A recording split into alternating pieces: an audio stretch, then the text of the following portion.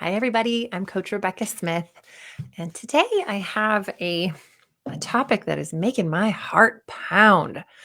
I was being interviewed for a podcast earlier today, and we got into the topic of bullying versus tough love.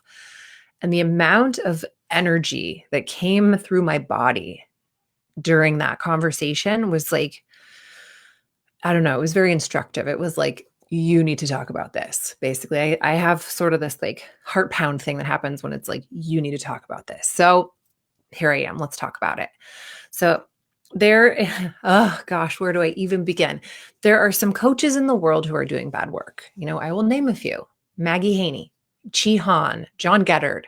There are coaches who have been revered as having produced really phenomenal athletes. But my question is, at what cost? At what cost? So I would like to talk a little bit about, when is a coach being a bully and when is it tough love? And that's, good coaching that just sounds a little stern. And if you feel like your athlete is experiencing this, I'm going to give you some suggestions on what you can do, because it's up to us, you who are watching this or listening to this, and me, to make this change and to make this unacceptable. And I'm all about accepting like what we can't change, but this is a thing I think we can and we must change. Okay. So let's work together on this. Also, if you're a coach and you're listening, I want you in on this conversation. I want you to post in the comments. I want you to send me an email. I want you to reach out to me and tell me your side of the story. If you feel like at any moment during this conversation that I'm alienating you, or I'm, being too far on one side, I want to hear from you. I want to know, what do you think? What are coaches doing right? But I'm at this point going to talk about, when is it bullying and when is it not okay? Okay. So here's what's happening. What I'm seeing in athletes over and over. My specialty is dealing with afraid athletes. And they are becoming afraid because a lot of the time, not always, but a lot of the time, they are in situations that feel unsafe.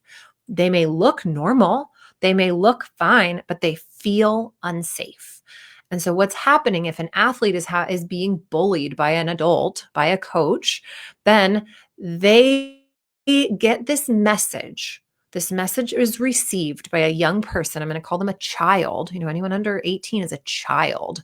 They feel like the world is not a safe place. They're in this bubble of everything's safe and my parents love me and I'm great and happy. And then something happens to pop the bubble. At some point, usually it's in adolescence, where they look around and they go, maybe the world isn't so safe. And if this is happening because of their gymnastics coach, because of their sport coach, that's something that shouldn't be there. Okay.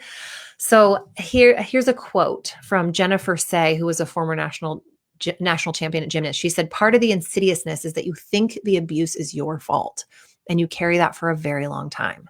So a lot of what I'm specifically talking to gymnastics, but I mean, I see this in figure skating. I see this in cheerleading.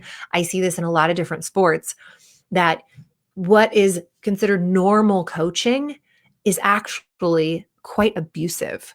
So when there is this abusive coaching, and in just a moment, I'm going to give you some examples of what is versus what is just tough love.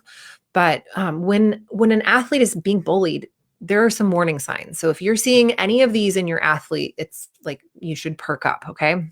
When your brain feels threatened, when your brain feels this is not safe, then avoidance is one of the key red flags. And that avoidance can come in terms of avoiding certain skills that feel a little bit scary. If your tank of courage is on empty because just walking into practice takes all your courage up, then you're not going to have the courage to try that next big skill. And you're going to start to avoid. And this is not conscious, but you're going to start to avoid. Then you're also going to maybe avoid practice. You might have meltdowns going into practice. You might have digestion issues, related to the fight or flight response when you feel threatened. You also might have nutrition issues if a coach is saying something about your body. Headaches, pain can actually be part of that brain level desire to avoid. It will actually sort of ramp up physical ailments to keep you away from the threat. Depression and isolation and sort of keeping to yourself in an unhealthy way are also red flags. So here is the Department of Education's definition of bullying: unwanted aggressive behavior. So I know a lot of coaches are like, I'm just loud.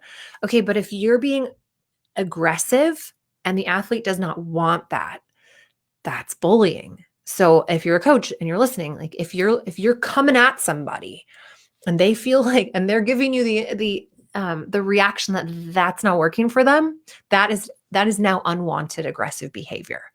Okay. Also, the Department of Education defines bullying as an observed or perceived power imbalance. Notice observed or perceived. So in the conversation I was having earlier was a talk about like, well, yeah, but coaches get a bad rap because they're just coaching. And then the kids are like, I'm being bullied.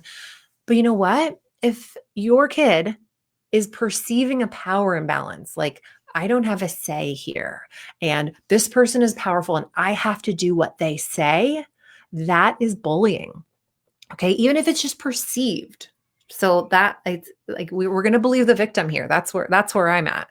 And then also repetition of behaviors or a high likelihood of repetition. So yeah, if your coach is like throws a fit, I have been there, and like throws a beanbag across the gym and is like, oh my gosh, you guys are like driving me crazy. That's one thing. If it happens every day and you have like cell phones flying at you, that is bullying. Okay. Bullying comes in different modes, direct and indirect. Direct is in the presence where you're actually like going at the kid. Indirect would be not directly communicated, but that would be spreading rumors, talking behind their back, tearing them down to other people. We've also got physical, which I actually was guilty of this, pushing kids down in the splits. I was all about giving the pain, and I'm a tough coach and I'm going to push them down in their splits and they're going to be so flexible. That is abusive. That's physically abusive behavior. And if you would have told 19-year-old me that, I would have been like, nah, everyone did it to me. That doesn't matter. It's the fact that you don't have their consent to do that. They're in pain and you're inflicting pain on them and they're not happy about it. That's abuse. Verbal abuse, relational abuse. So that would be harming relationships, undermining, talking with other coaches, getting people on your side. All of that is damaging. And then also property damage. So if you're damaging their equipment. So, yuck, right? All right. Now, tough but compassionate coaching, tough love. The key word here is love. Love is the guiding force. So this might come off as somebody going like, girl, I know you have more in you. Okay. Stern words, but it's constructive. It's not just like, wow, that was terrible. I don't want to see that again. It's okay. That's not what I was looking for. Here's what I am looking for. And also, when possible, which I know in gymnastics coaching, if you're trying to talk to 13 athletes on a whole bunch of beams, you can't be quiet necessarily. But if there's criticism, then the kind way is to actually talk to that athlete up close so they're not having to scream it across the gym. So actually giving feedback in private when possible and giving direction, constructive criticism and direction, never hurtful. It's all about communication also. So there isn't this power dynamic where the coach is allowed to speak and the athlete is not allowed to speak. Everybody's allowed equal opportunity to communicate. Now, I don't mean that the athletes are going to walk all over the coaches, but that communication is allowed and encouraged. That is the answer to almost every fear-related issue I have with my athletes that I coach. That's it, communication. Like if I could give you one thing, an open line of communication between athletes and coaches will solve just about any problem. And also in a tough love coaching situation or environment, you can be stern, but you also give the kid, they're children, the ability to decide or provide consent for their body without fearing punishment. That means if you say, go up on the high beam and make 10, and that athlete feels scared, they feel like they can come to you without getting yelled at, without getting demoralized, without getting humiliated. They feel like they can come to you. So even if you are a tough coach, there's nothing wrong with that as long as it comes from love, communication is allowed, and athletes are allowed to provide their own consent. This is something that I did not have going into my adult years. I didn't know about consent. I thought when I was told something to do, I had to do it. And that backfired in a lot of ways. And I don't want your 12-year-old to lose that message of if someone tells you to do something with your body and you don't feel right, you get to say no. And you must say no. Please, for the love of God, say no. Okay. So back to abusive coaching. That's in contrast here, you're putting the child down, humiliating them in front of others, shouting, swearing, yelling, using degrading or discriminatory language, deliberate isolation. That means kicking them out, isolating them from the group, punishing them through isolation. That is bullying, and that is not acceptable. Setting unrealistic goals. So that is, I hear this constantly where the coach goes, all right, well, I know you have a mental block, but you need to have that by the end of next week or you're off the team, or you can't compete, or you can't this. Where if you know anything about that athlete, if you've been working with that athlete for months and they haven't done the skill, that's setting them up for failure. So setting really high goals that they're not going to be able to reach and then blaming their shortfalls and saying, well, maybe you don't love gymnastics anymore, or maybe this isn't for you, or maybe you're just not cut out for this. Even if you have good intentions, and I'm going to just go out on a limb and say, maybe the coach who says that has really good intentions and all they want is for that kid to do that skill. That's not the way to do it. And it's not an acceptable way. It just is not. There's no place where that's going to be acceptable to speak to an athlete that way, a child. Okay. Threatening with consequences is also verbal abuse. If you don't do it, then you're going to have to do, like using conditioning as a punishment. That's a stretch to say that that's always abuse, because sometimes that's just part of training, but that the difference. If it's like you're going to go out in the 100-degree heat and run 12 laps around the building because you didn't do the thing that you're afraid to do, that is abuse. Harassment through social media, text or email, any altered photographs, intimidating, like even if it's kind of secret and under the radar, questioning the athlete's commitment, monitoring food intake, body comments, all of that is abuse. So if any of that is happening, that is not acceptable. That is not okay. So here's what I would recommend you do if your athlete gives you information that makes you feel like maybe they are being bullied by an adult. First of all, listen.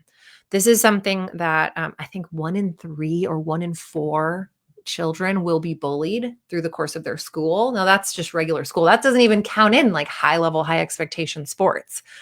So this is something that, and 20 to 30% get reported. Okay. So we're talking, what did I say? 60% experience it and 20% report it. So if your athlete is coming to you and saying something, you must take it seriously, because it took a lot of energy for them to work up the nerve to tell you.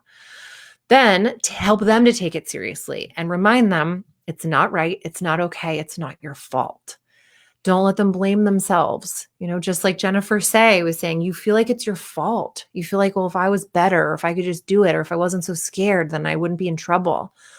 But no matter how good or bad you are doing that day, nobody deserves this treatment. Nobody. And so help your athlete to understand that. You can't blame yourself for somebody else's poor people skills. You can't blame yourself for somebody else's unacceptable behavior. This is not your fault, and it is not okay. Then we've got this major dilemma. Okay, do we tell somebody and risk it getting worse? Or do we just hope it goes away? Do we teach the kid coping skills? So here's my question. Here's what I want to ask you. Okay, either you make waves, and then potentially there's retaliation from this adult toward this child. That's a fear, right? There's always a common fear with bullies. And the bully counts on the fact that there won't be any retaliation and that the athlete isn't going to say anything. So, okay, there's on the one side, like we don't make waves. We just kind of hope it gets better. Or on the other side, like you make waves, or the child loses their love for the sport. They lose their self-esteem, their confidence. They feel like the world is unsafe. And then the perpetrator keeps feeling like it's okay, and they go on for 30 more years. So we make waves, or we make change. Like, wait, make waves and make change, or don't make waves and don't make change, and your child loses their self-esteem.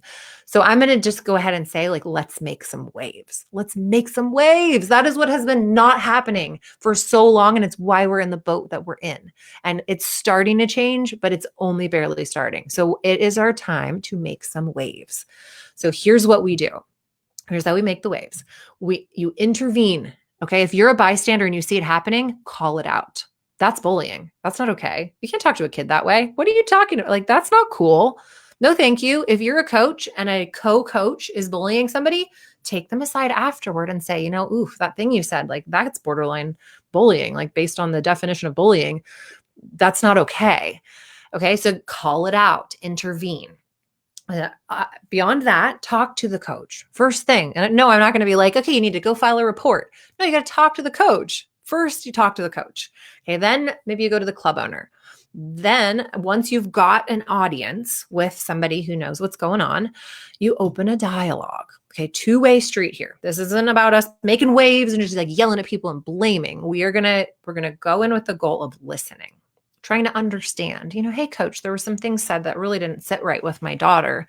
I would love to have a conversation about, kind of what was going on and find some common ground here. So you go in and you listen and you say, these are the words that were said. And that didn't feel good. She was very hurt. And that in our family, that's not the type of language that we would subject our children to. And then you listen. You ask, like, what was going on? Have compassion. This coach obviously is doing the best they can. Maybe they're frustrated. Maybe they're feeling insecure. Maybe they're worried about their job. I mean, we're in a pandemic. There's probably some stress going on. Try to find out, where is this coach coming from? And then find common goals. Probably they want your athlete to succeed. You want your athlete to succeed. Athlete wants to succeed. Everybody wants the same thing. We all want the athlete to succeed. Then from that place of, yes, we're all going for the same thing here. Let them know the feelings that behavior brings up, what that does to your athlete, what you've noticed about what works best with them. And then be clear on, this is what's going to work best for her. And this is something that, like, we can't really have this happening anymore. Set a boundary. And then when you set a boundary, it's your job to uphold that boundary and follow up. And say, thank you for the conversation. Like, thank you so much for being honest with us, and keep the two communication, right? That will solve any problem. Keep the communication going, follow up. And if things are not getting better, that's when, you go to the owner, if that hasn't already happened, and you do the same thing, and you open your mind and you open your ears and you have a conversation. If that is still not happening, it is time to report. It is time to report. You can report. Now, I'm going to be the first to say that reporting to USA Gymnastics feels a little bit like you're not doing anything, but let's just make it an action step. So you can go to Safe Sport. USA Gymnastics has it there. You can also go to you just Google Safe Sport and you'll find the national governing bodies of every sport. You can go in and you can file a complaint. It does not have to be sexual abuse. It can be physical, it can be emotional and verbal. So you can report it, but there are some questions you have to ask yourself before it happened. So I'll leave you with this. If you're considering, like, I've talked to the coach, nothing is changing, then I'm going to say you report even if you switch facilities. But so you have to ask yourself, has this happened over the course of time? Is it repetitive? Is there a power imbalance? Like that there's no respect if you're below me, the coach. Are there examples of humiliation, degradation, discrimination, or deliberate isolation? Has there been any harassment? Have there been photographs taken and altered? Has this issue been addressed with the club owner or coach? So if you have done all those things and things are not getting better, report. Even if you've left the sport, report, because you could be the thing that stops that from continuing to happen. And get your kid out of there. If it's not changing, if you've done everything within your power, it is not worth their feeling of safety in the world to have the sport. It's not. So in the meantime, get them some hobbies, do some other stuff that feels really great. If you're feeling like your kid's being bullied, they're losing their passion, start planting new passions now. Go swimming. I know you probably don't have a whole lot of time, but let them learn to knit, give them something so that if they felt like, okay, the emotional safety of myself in the sport is not going to be okay, I can walk away and know that I'll still be me. So, okay. So if you have any reaction to what I've talked about today, feel free to use the comments, blow it up. I would love to have a conversation. Email me, Rebecca@performhappy.com. Let me know if I was totally off base, if you completely disagree with me. I want a conversation about this because I feel compelled to help make this change, to make USA Gymnastics put their money where their mouth is and start making these changes. And I'll close with this. This conversation I had earlier, this woman was saying, some of my gym owner friends are terrified. They're closing down their gyms because they're afraid that everybody's just going to start getting reported for abuse. And I'm like, bye-bye, shut down. If you have any worry that your facility is perpetrating abuse and you're afraid you're going to get caught, shut it down. Shut it on down. We have no need for that. If there's any risk, are you kidding me? Shut it down. All right, everybody, thank you for listening to my soapbox today. Reach out. I would love to continue this conversation, and I will talk to you soon. Bye.